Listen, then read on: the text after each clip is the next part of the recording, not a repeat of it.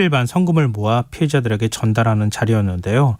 얼마나 많은 시민들이 마음을 모았는지, 또 이 성금을 받아든 피해자들 어떤 반응 보였는지 일제 강제동원 시민모임 이국원 이사장 연결해서 얘기 나눠보도록 하겠습니다. 이사장님 안녕하십니까?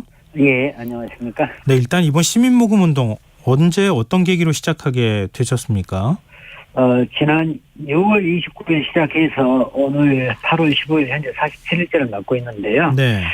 잘 아시는 것처럼 2018년 오랜 싸움 끝에 강제동원 피해자들이 대법원에서 승소 판결을 받았어요.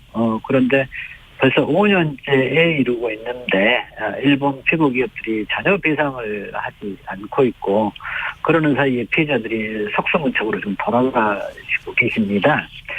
그런데 이제 정부는 한일 관계 회복을 이유로 엉뚱하게도 일본 기업이 배상하라라고 하는 대법원 판결을 취지에도 불구하고 우리가 일본의 책임을 대신하겠다, 그리고 판결금을 대신 지급하겠다라고 하는데 피해자들이 이에 반발하고 있습니다. 네. 나는 일본부터 사주배상을 받고 싶어 하는 것이다. 이런 피해자들이 너무나 오랜 싸움을 하고 있고 심신이 지금 지쳐 있습니다. 그래서 이분들의 싸움을 응원할 필요가 있다라고 판단해서 이번에 모금운동을 하게 됐습니다. 모금운동에 동참한 시민은 몇 명이고 또 모금액은 얼마 정도 됩니까? 오늘까지 이제 47일째인데 네. 저희들이 목표액을 10억 원으로 생각을 하고 있는데 현재 5억 5,200만 원 정도. 그리고 이제 모금에 참여한 숫자는 이게 지금 인원수가 아니라 건수인데, 예를 들어서 어떤 모임이나 동호회나 또 노동조합이나 이런 것들은 이제 단체 이름으로 하기 때문에 한 건으로 하는 경우들이 있는데, 네. 총 8,009건에 5억 5,200만 원 모아졌으니까 매일 하루 1,000만 원 이상 모금이 된 것으로 보면 되겠습니다. 근데 5억 원이 넘는 금액도 이게 결코 작은 금액은 아니지 않습니까? 굉장히 많은 분들이 모금에 동참했다는 얘기가 될 것 같은데, 혹시 이사장님 개인적으로 인상에 남는 몇몇 사연이 있다면 좀 소개를 해주세요. 콜센터를 운영하고 계시는 사장님께서 오랫동안 또 쓰일지를 몰라서 돼지 저금통에 한 푼 한 푼 모아온 돼지 저금통을 기부하시기도 하시고, 어떤 분은 오랫동안 좀 본인이 아껴야 하다가 코디언을 팔아가지고 기부에 동참하시고, 또 어떤 분들은 가족회의를 통해서 온 가족이 아이들 용돈 조금 아껴가지고 가족 이름으로 모두 참여하고 싶다, 뜻깊은 일에 이런 분들도 있었고, 또 60대 아주머니들이 10년 이상 독서회 모임을 갖고 있는데 독서회 모임 이름으로 참여하기도 하고, 또 어떤 경우는 예비 신임 신부가 친구들로부터 이제 미리 받은 축의금을 새로운 출발을 하는데 좋은 기억을 남기고 싶다 해가지고 기부하신 경우도 있었습니다. 참 쉽게 결정하기 어려운 일인데 많은 분들이 좀 동참했다, 이런 생각이 드는데요. 광복절 하루 앞둔 어제 지금 강제동원 피해자분들한테 지금 이 성금을 전달한 거잖아요. 예, 그렇습니다. 지금 몇 분이 받으셨습니까? 지금 판결금을 거부하고 있는, 그러니까 제3자 변제를 거부하고 계신 생존자 2분과 또 오랜 싸움 끝에 이제 고인이 되신 두 피해자의 유족분들께 각각 1억 원씩 총 4억 원을 1차로 지급했습니다. 그리고 이제 양금덕 할머니께서 어제 이제 요즘 병원 중에 계시지만 아드님과 아들과 함께 참석을 했어요. 직접 참석하셨어요? 예. 그래서 이제 양금덕 할머니가 날개가 있으면 날아가고 싶다. 국민들의 이런 뜻이 매우 거룩한 일로 본인은 생각이 든다. 이렇게 말씀하셨습니다. 그럼 이춘식 할아버님은 어떻게 되셨습니까? 이춘식 할아버지는 이제 어제 몸이 편찮으셔가지고 오시기로 했다고 못 오셨어요. 그랬는데 며칠 전 찾아뵀더니 이춘식 할아버지가 자꾸 눈물이 나오려고 한다. 국민들한테 고맙다. 이렇게 말씀하셨습니다. 강제동원 배상 판결이 났을 때 이춘식 할아버님은 오히려 미안한 마음을 표현하시지 않으셨어요? 예, 그렇습니다. 오히려 자신 때문에 우리 국민들한테 피해를 끼친 것이 아닌가 싶다. 이렇게 하면서 매우 미안한 마음을 가지고 계셨는데 이춘식 할아버지가 올해 100세이신데 원래 태어난 것으로 하면 올해 103세이십니다. 그분의 그 애틋한 마음이 오히려 국민들 마음을 녹이는 것 아닌가 싶습니다. 그러면은 나머지 2명은 유족이 대신 지금 수령을 하는 건가요?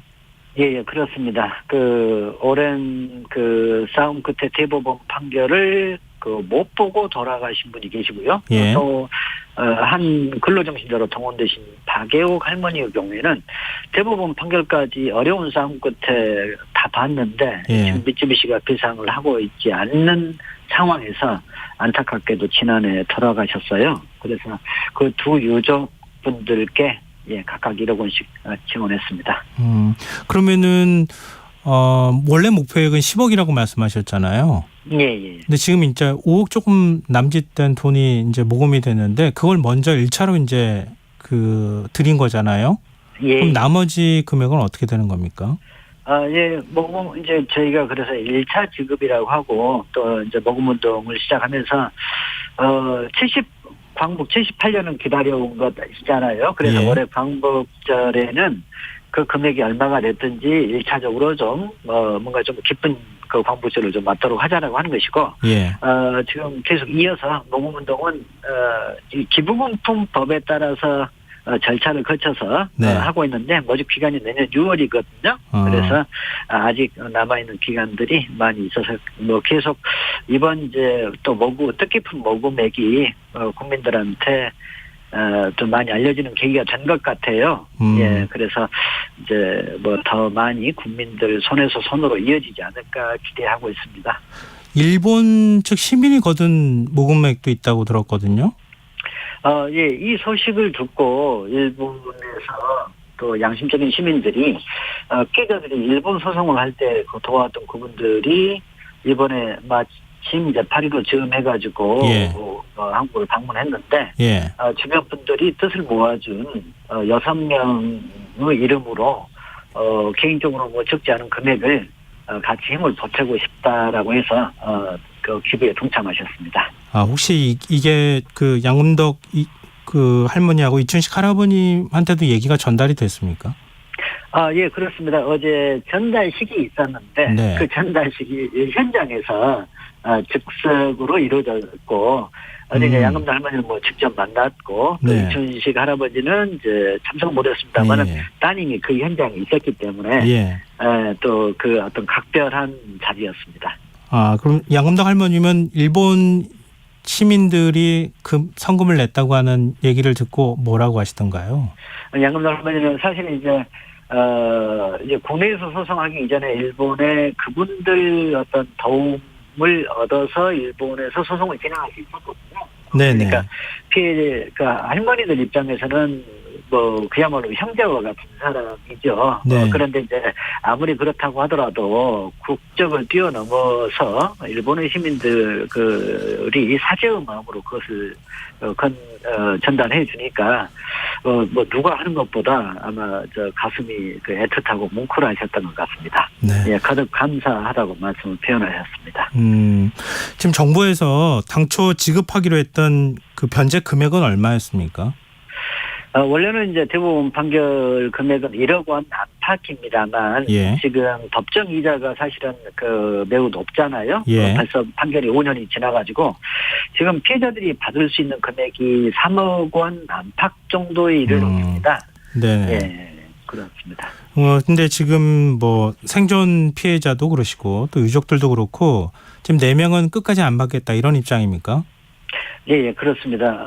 이분들 그래서 양금덕 할머니가 그 말씀을 하셨어요. 예. 내가 돈을 받기 위한 목적이었다 한다면은 진짜 포기했을 것이다. 그동안 흘린 눈물로 배 한 척을 띄우고도 남았을 만큼 살아왔는데 내가 마지막 바람이 있다고 하면 일본으로부터 사죄 한마디 듣고자 하는 것이다. 만약에 다른 사람이 주는 돈을 내가 대신 받게 되면 일본이 우리를 얼마나 우습게 알겠느냐 이런 얘기가 이 말씀 속에 모든 것이 있다고 생각합니다. 혹시 외교부에서는 계속 접촉을 하거나 강제동원 피해자 재단 있잖아요. 재단에서 예. 접촉을 하거나 그런 건 없습니까? 지금은 뭐 아예 접촉조차도 않고 있습니다. 뭐 특히 이제 이 앞전에 법원에 공탁을 제기했었잖아요. 예. 그것은 더 이상 피해자들을 접촉하고 이런 귀찮은 일 하지 않겠고 예. 법원에 돈 맡기고 이 문제 일단락 시키겠다라고 하는 것인데 이제 그 공탁이 법원에서 거듭 불수리 처리됐었고 예. 또 이의 신청했던 것이 지금 어제 전주지방법원에서 결국 제3자 그 변제 방식의 이런 공탁이 이의 신청했지만 기각되는 이런 상황이 지금 결정이 오늘 발표됐습니다. 그럼 법원 공탁도 안 되는 상황이고 그리고 지금 4명의 피해자와 그다음에 피해자 유족이 안 받겠다고 하는 상황이면 제3자 비상안이 법률적으로 완성될 수가 없는 거잖아요. 그렇습니다. 그러니까 이것은 정부가 추진하는 제3자 변제라고 하는 것이 상식에도 맞지 않지만 그 법 정의에도 얼토당토 안 하다라고 하는 것이 우리 사법부를 통해서 확인이 됐기 때문에 그야말로 이제 정부로서는 매우 곤혹스러운 상황에 놓여 있다 이렇게 보고 있습니다. 그러면 앞으로 어떤 방향으로 해결이 되는 겁니까? 이게 어떻게 가는 겁니까? 다시 법률적인 문제로 또 쟁송으로 가는 겁니까? 이제 뭐 정부로서는 법원 문턱을 어떻게든 넘어야 되기 때문에 네. 아마 이제 그 항고 하지 않을까 이렇게 예상은 됩니다만. 정부에서 항고한다. 예. 항고하겠지만. 예. 이것은 뭐 민법에도 제3자 그 당사자의 의사 표시에 반하는 제3자 그 변제는 안 된다고 되어 있고. 네. 특히 이제 이번 전주지방법원에서 기각하게 된 배경에서 이것은 피해자들의 의사에 반한 이런 판결금 공탁이라고 하는 것이 피해자들이 가질 수 있는 어떤 손해배상의 어떤 이런 취지를 몰각시키는 것이기 때문에 전혀 엉뚱한 사람이 하는 것이기 때문에 매우 그 단호한 그 입장을 좀 밝힌 것이어서 정부가 입장을 변경하지 않는 한 그야말로 진퇴양난의 지금 상황에 빠져 있다. 오히려 그 정부가 그 공탁이라고 하는 칼을 꺼냈는데 이 칼이 오히려 정부 어떤 구조개혁을 심판하는 목을 겨누는 상황으로 가고 있다 이렇게 보여집니다. 그러면은 전범기업들의 국내 자산을 매각하는 방식으로 배상금을 받을 수밖에 없잖아요. 그렇습니다. 사실은 지금 대법원에서 판결이 났고 또 압류도 모두 확정이 됐고 이제 매각해서 채권을 확보할 수밖에 없는데 문제는 지금 대법원이 1년 뭐 4개월 5개월 정도 90대 100세에 이르는 이 피해자들을 두고서도 판결을 않고 지금 방치하고 있는 이게 지금 문제라고 할 수 있죠. 이제 당연히 배상을 판결을 이행을 하든가 이행할 생각이 없다라고 하면 강제 집행을 당할 것을 피고 기업들은 뭐 당연히 감수를 해야 되겠죠. 이게 법치의 원칙이니까. 네, 이사장님 그 모금운동 계속하실 텐데 모금운동에 동참할 수 있는 방법 좀 마지막으로 알려주십시오. 예. 농협 계좌인데요. 301-0331-2604-51 예금전 일제강제동원 시민 모임인데 이게 뭐 기부금 영수증이 발행이 됩니다.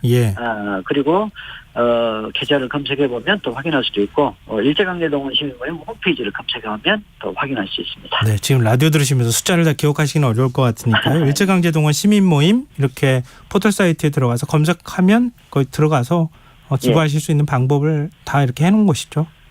예, 그렇습니다. 역사정의 시민 모금입니다. 네, 알겠습니다. 오늘 말씀 고맙습니다. 예, 감사합니다. 예, 지금까지 일제강제동원 시민 모임 이국원 이사장이었습니다.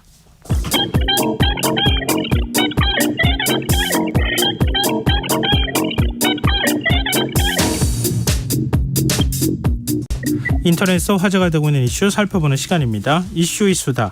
빅데이터를 읽어주는 남자죠. 김덕진 IT 커뮤니케이션 연구소 소장과 함께하겠습니다. 안녕하세요. 네, 안녕하세요. 반갑습니다. 김덕 씨입니다. 네, 한 주간의 이슈 어떻게 뽑으셨습니까? 네, 이번 주는요. 지난주랑 언급량도 비슷하고 네. 1, 2위의 순위에 나오는 주제도 거의 비슷해요. 아, 그래요? 그래서 이게 좀 또 되게 특별한 또 변화다 이렇게 볼 수 있을 것 같은데 그만큼 이슈들이 좀 유지가 되는 것 같습니다.